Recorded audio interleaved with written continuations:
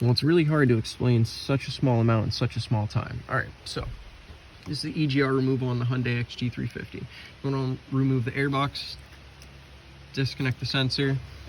You want to disconnect this ground right here. This is how your EGR is going to sit. Okay, it's going to be bolted in. You're not going to be able to get this top nut off. Good luck. You got to remove this whole line here. It makes your life a whole lot easier. You can see these brackets right here.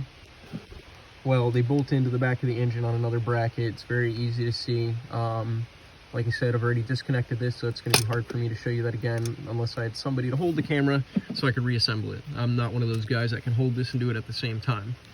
But if I can at least help you out, I'm letting you know what you need. You need a 27 millimeter. You can't find any line wrenches in it, or at least I haven't. I had to make one. Not a line wrench, but went out, bought a 27. I filed down these edges, cut it in half, so you can get a rough estimate for a length here. Headlights there, so you're a little bit past this nipple, about this much. It's the best description I can give you for size. Now, you do have a nut on the bottom of this, okay? This is the easiest one to remove. It's all the way down there. You see that hole down there? You see the oxygen sensor right there? Well, that hole right there, that's where this rests. So in there, okay? You remove this one, you remove the bracket from it, you take out the whole line. You don't want to get this in a vice grip. It's extremely hard to get off. You're going to want to work it back and forth. If you can, use heat. Heat's probably your best option. PV blaster as well. Let it sit, be patient, work it back and forth. You don't want to get any of the threads fucked up.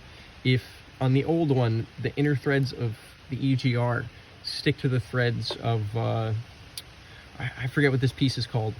Sorry about that, guys. But if you get any pieces in there, try and use a wire brush or a slightly more aggressive wire brush. Wire brush is your best way to go to clean it out. As you can see, the other end here, cleaned it out pretty well. Spray it down with like some brake cleaner on the inside, get any carbon buildup out, and you're good for reassemble. Once again, airbox out, disconnect it. You can disconnect this too. The only reason I did was because I was attempting to get this nut off first. Once again, impossible after you get to a certain point because you're just smacking stuff. You want to loosen this bolt down here, get it out, and then you can remove the whole bracket, and then you're good to go from there.